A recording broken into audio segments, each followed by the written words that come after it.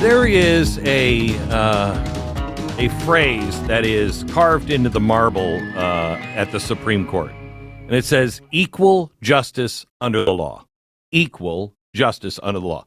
That is the one thing that we have really forgotten about here in America, it seems. You want special justice. You want justice for this group or that group. But no, I want equal justice. It's why justice is blindfolded. Justice should never see who's at the bench. They should see what are the facts of the case. And who's at the bench should not make a difference. I don't care if you're rich or you're poor, you're homeless or you're Bill Gates. I don't really care. I want to know the facts.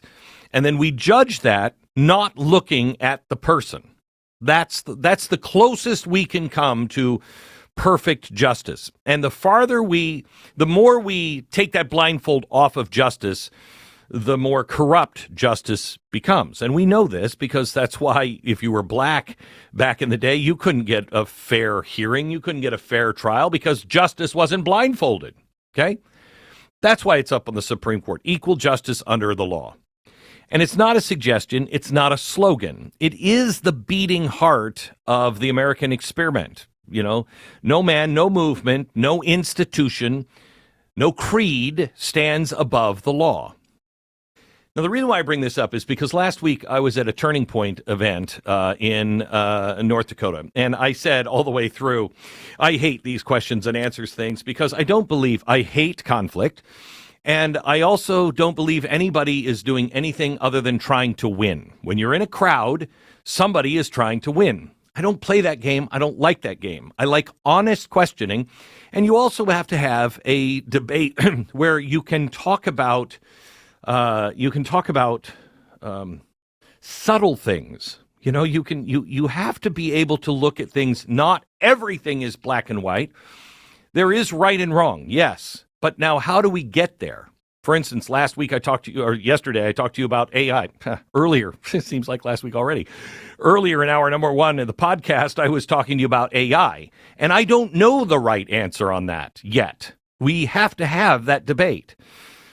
But an honest debate on things. So last week I started taking questions, and boy, did they take these and selectively edit. Interesting.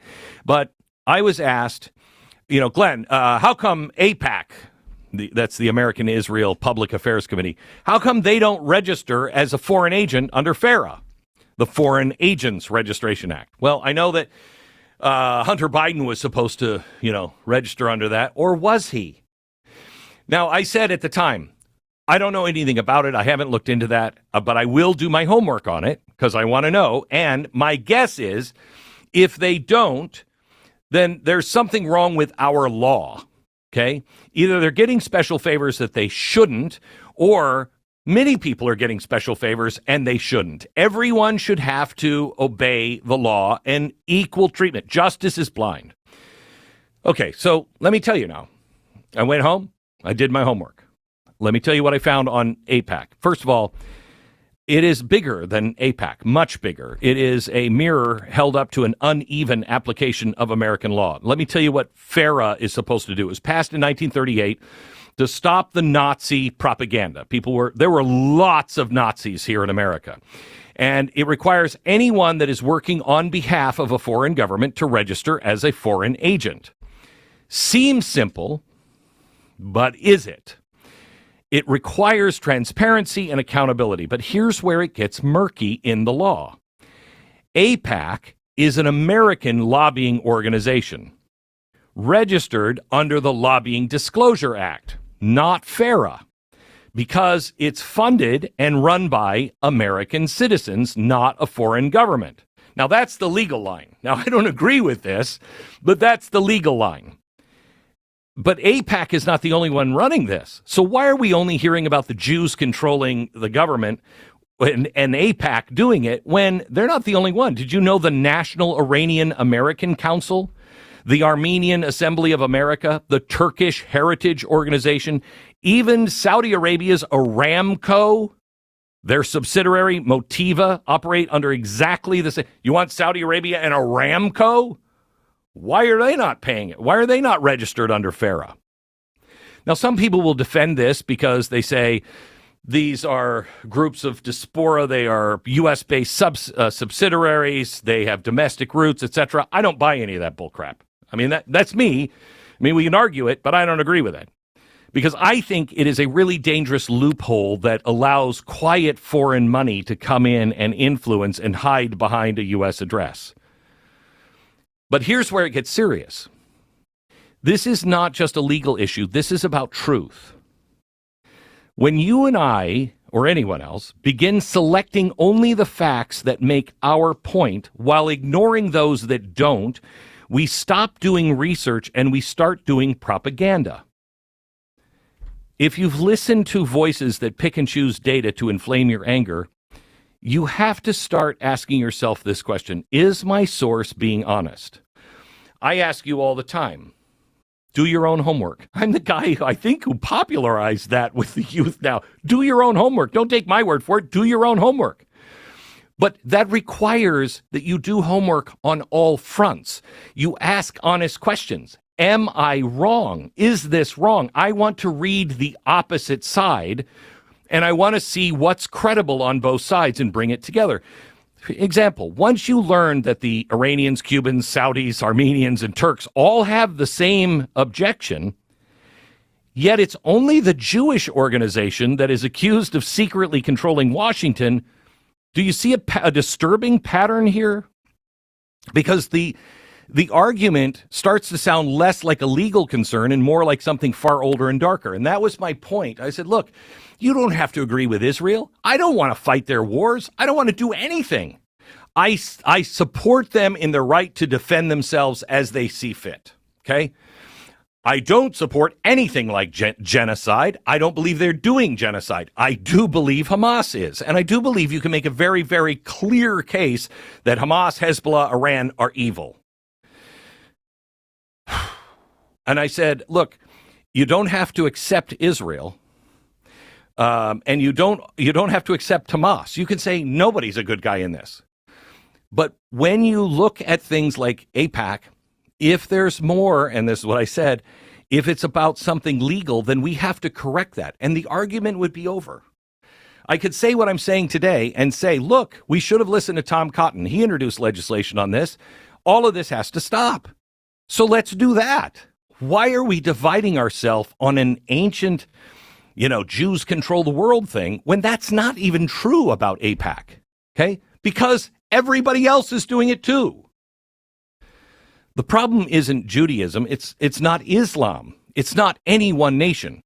Quite honestly, if you want to be honest, the problem is our laws and our politicians. Equal justice under the law. It must be our demand every day. Jew, Muslim, Gentile, Hunter Biden, everyone should be the same under the law. What's happened instead is that this loophole has become a weapon, and people twist it to their own, their own delight, to suggest that AIPAC, runs the U.S. government and the Pentagon and the president, which is laughable, especially this week. That is laughable. Just look at the events of the last few days. Do you really think that Donald Trump is being controlled by Israel? Have you heard what he has said to Benjamin Netanyahu? Have you seen all of the Egyptians and the Saudis and everybody else in the Arab world all now lining up for this peace? When he bombed Iran, he's not fighting Israel's war. When he bombed Iran, he wasn't on Israel. It wasn't for Israel any more than it was for Egypt and Saudi Arabia. You found out yesterday that the one thing they all unite on is that Iran is the real problem there. And what he did was a show of peace through strength, the same principle that ended the decades of stalemate between Arab nations and Israel. And here's another thing. When you stop sending pallets of cash to your enemies and you start saying, don't do that anymore, and I'm serious, they tend to listen. And what was the result?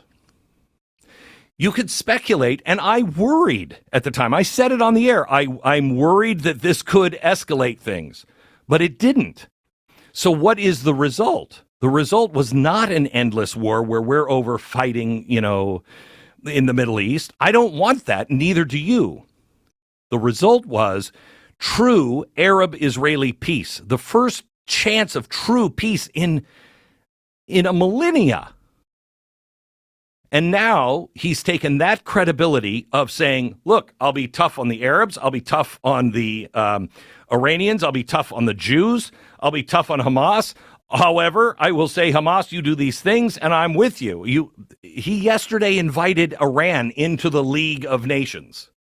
Look, just because we bombed you, it doesn't mean we hate you. We want you to have peace. So come on in. Now he's taken that same credibility, and now he's turning it towards Russia and Ukraine, and he's doing that. He's meeting with the leadership of Ukraine on Friday, and he's going to apply the same exact principle. And here's what's going to happen. The same people who said he was once a Russian puppet will now accuse him of getting us into a war with Russia and do Ukraine's bidding. Which one is it? Which one is it? May I suggest a third reason? Maybe, just maybe, for the first time, I believe in my lifetime, we are seeing America, an American president doing America's bidding, trying to broker peace, trying to keep us out of these endless wars. Because honestly, isn't that what all of us want? I don't care who you voted for. Do you want more foreign wars? Because I don't. I'm tired of it. Do you want to see more blood and treasure spilled in some unknown country? Isn't that what we all want, is an end to these wars? No more young Americans spilling their blood in distant deserts or frozen tundras for somebody else's freedom who I don't even know if they really want freedom? I want freedom here. I want to be able to show the world what people who actually understand what freedom is, know what the high price is that we have to pay for our own freedom, not your freedom, our freedom. What we can do with that freedom. We want to be a shining city on the hill that everybody can look at and go, look at those guys. I want to be more like them. Not going over to other countries and jamming it down their throat. I want peace, but peace grounded in strength and honesty and the unbreakable, carved in stone promise of equal justice under the law. That's what we have to do to restore faith in the Republic. We have to stop taking little bits and pieces, look at the whole thing and say, what's corrupt? Well, what's corrupt here might have started as a good thing, but it's no longer a good thing. We have to change the law. Equal justice under the law. I'm sorry. If you are doing the bidding, Hunter Biden or AIPAC or the Iranian Council or Armenian Council or whatever, I'm sorry, we have to tighten this down because money has changed. It's changed. Things that were happening in 1945, 1955, 65, 85, 95, 2005, it's changed. And I don't want any foreign influence coming into this country unless we know exactly you're influencing for a foreign country. Because this is what makes us different than every other country that's come before. And that's not ideology, that's not party, that's not tribe.